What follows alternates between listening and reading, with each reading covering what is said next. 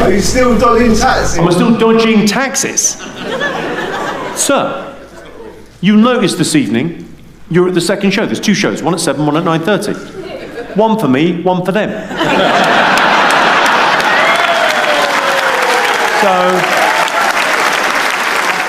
You laugh like an asthmatic seal f***ing a donkey.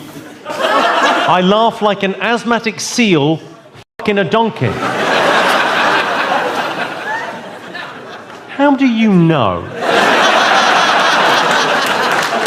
Welcome back to the channel. Today, we're diving into the savage world of Jimmy Carr, the king of comebacks and master of the roast. From audience burnouts to instant clapbacks, we've lined up the funniest, most brutal Heckler takedowns ever caught on camera. And we're kicking things off with a fan who claims Jimmy was nice to them back in school, which, knowing Jimmy, can only go wrong from here. It's not a heckle, but you were really nice to me when I was at school. I was really nice to you when you were at school. I don't know why that's getting an R. That could... If this was a movie, the next scene would be a police officer carrying a computer out of my house in a see-through bag. You were really nice to me when I was at school. Okay. Were we at school together? We were. We were. What school were you at? I was at Burnham Grammar. You were at Burnham Grammar. What's your name? Corin. Corin? You were all like gothic and like... I won't remember you. God, everyone remembers the first girl they f***ed. Corin's here! You're the reason I had to have my shoulder rebuilt. Absolute legend. Were we in the same year, Corin, or? We weren't. You're a little bit older, but I'm a little bit older? Not all of me. Bits of this are brand new. Coming up next, someone asked Jimmy what he'd do if he were Prime Minister. Spoiler alert, things get political fast. What would I do if I was Prime Minister? You lower the age of consent, probably. Would I...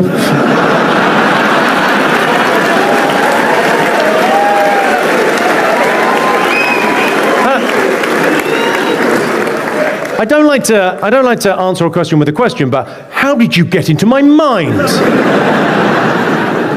We wrote a joke on that years ago. We were in the writer's room for 8 out of 10 Cats, and I don't know why, Charlie Skelton is a mate of mine, he's a very funny comedy writer, and it was something about the age of consent, and he Googled what the age of consent was in Mexico. 12. Genuinely true. And then immediately we went, well, that means at some point in a court of law in Mexico, someone has gone, she looked 12 to me.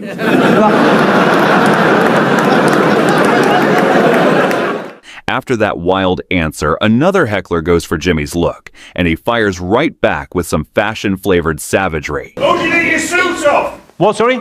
Oh, do you take your suit off? Oh, do you get your suit off? No.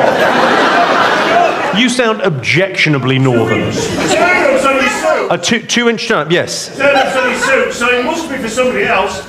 No, that's how a suit is cut, sir. I don't know if you're aware, but you've come dressed by Primark. I mean, there's no...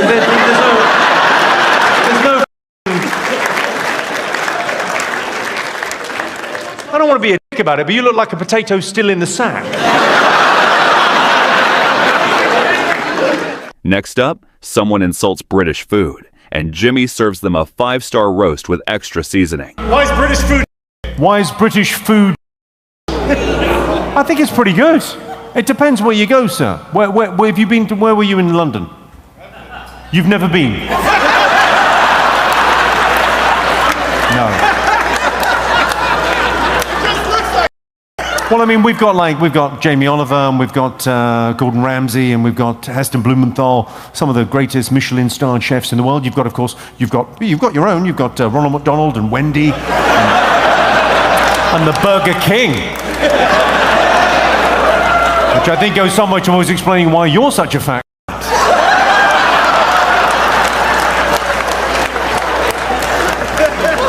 It's all right, he's taken that on the chins.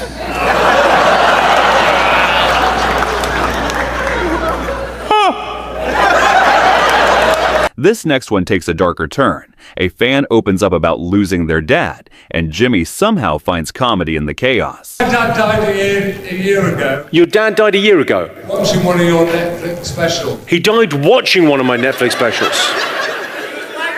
What? Whoa.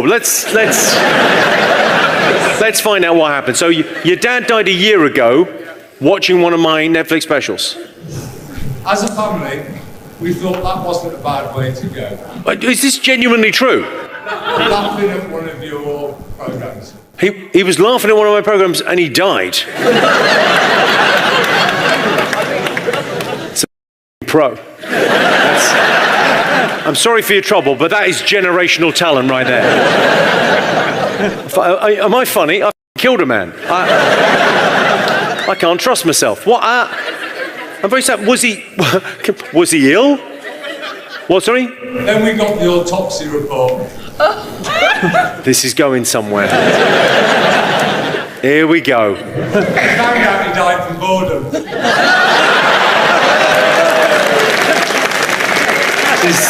That was pretty funny.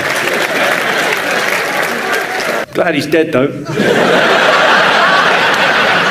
All right, brace yourself. An audience member asks Jimmy for his most offensive joke.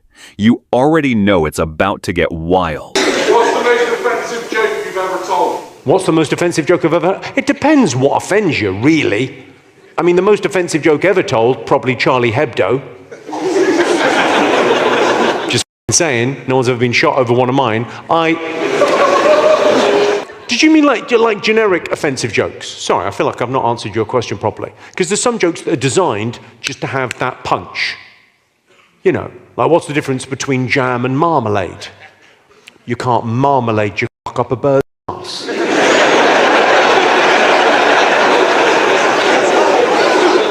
How do you make a gay fuck a woman?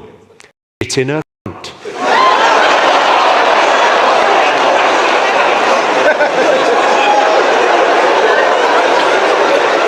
What's the difference between a lentil and a chickpea?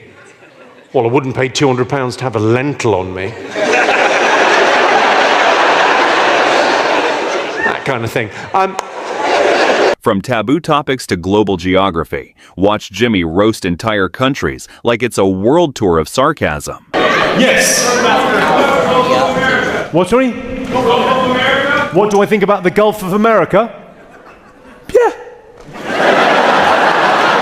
Call it what you want. You're in charge. Here's how gangster Britain is, right? Here's how gangster Britain is. Have you ever heard of the country? You ever heard of the country Germany? Yeah? Do you know what they call it? Deutschland. Yeah. No one else calls it that. Because the British went, no, you're not. German. Japan. You ever met a Japanese guy? Yeah? Do you think they call it Japan? They don't. Nippon, if you're interested. That's what they call it. You've never even heard that term. I mean, no wonder we're not getting pronouns right. We don't give a fuck. Now that he's done renaming nations, Jimmy starts speaking like them. Every accent, every attitude, it's pure gold. What's your best accent? What's my best what? Accent. What's my best accent? This one. I use it most all the time. Well, I suppose technically I don't have an accent. This is just how things sound when they're pronounced properly.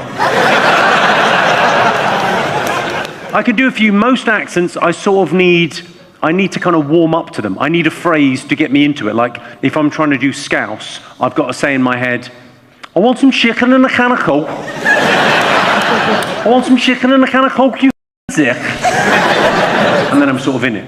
Or if you're doing like Newcastle, Geordie, Poopa Scoopa, Oompa Loompa, Kawasaki, Roller Coaster. With Welsh, it's phrases, but you've also got to remember with Welsh, it's key phrases, but you've got to sound confused at the same time. Whose coat is that jacket? Whose shoes are those trainers?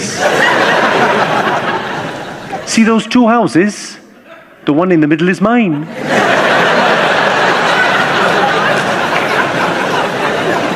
I came out of the shop and there was my bike. Gone.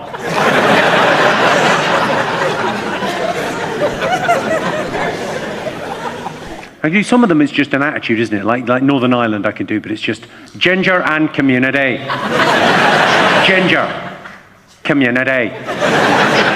Community. With more syllables in it than you think it would need. Community. The best one I do, I got taught how to do the north side of Dublin. If you can do the north side of Dublin accent, it's quite easy. All you've got to do is sound deaf. Tony, what the fucking Tony? I sound like I can't hear you, Mike, and hear you. You're wrecking me buzz. And those are my best accents.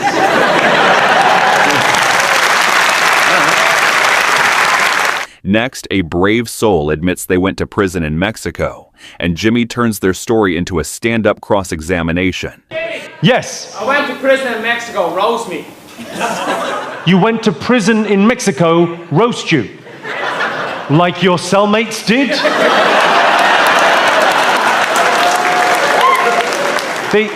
What did you go in prison? You went to prison in Mexico. This sounds like a great story. What happened? I lived illegally for 2 years. You lived there illegally for 2 years. Yeah. Are you? Presumably, the Mexican judge went, "The f*** is going on here? Wait. I thought we were meant to be the immigrants. Where?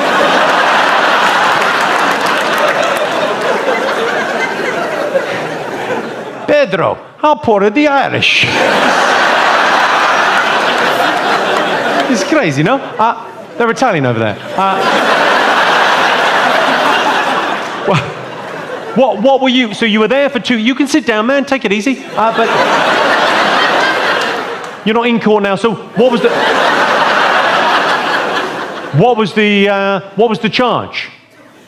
So I said there, I overstayed my visa and I was traveling to visit my brother, which I hadn't seen in 3 years. And when I tried to exit the country, they caught me. So, okay, sir, I'm going to call on this. I was there illegally, so they didn't want me there. So when I tried to leave, they said, "No, you can't leave." No. You've overstayed your welcome now, and we've grown very attached to you. We'd hate to see you go. It might be good if you could just sort of admit that you were a drugs mule and we can move on.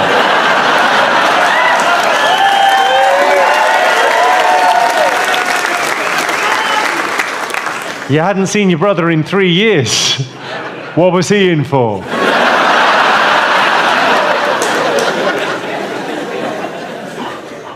In hell. Jail in Mexico. What? Imagine that's quite something. And how long did you do? 3 weeks. 3 weeks. Right. Yeah. It's like imagine if Shawshank was an advert. Imagine if they remade The Shawshank Redemption, but as a TikTok video. You would have. That's what he did.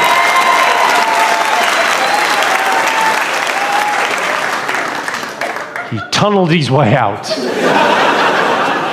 To close it out, Jimmy tackles one of the most controversial names online, Andrew Tate, and drops a mic-worthy final line. What do you think of Andrew Tate? What do I think about Andrew Tate? Well, I think he's a John Mulaney. You know John Mulaney, amazing American comic? He made an observation about 5 years ago. I mean, he's a brilliant comic mind. But he made an observation. He said, Donald Trump is a poor person's idea of what a rich person is. Right? That's exactly it, right? Andrew Tate, to me, is a 14-year-old's idea of what a man looks like. It's not, right? cosplay Grand Theft Auto.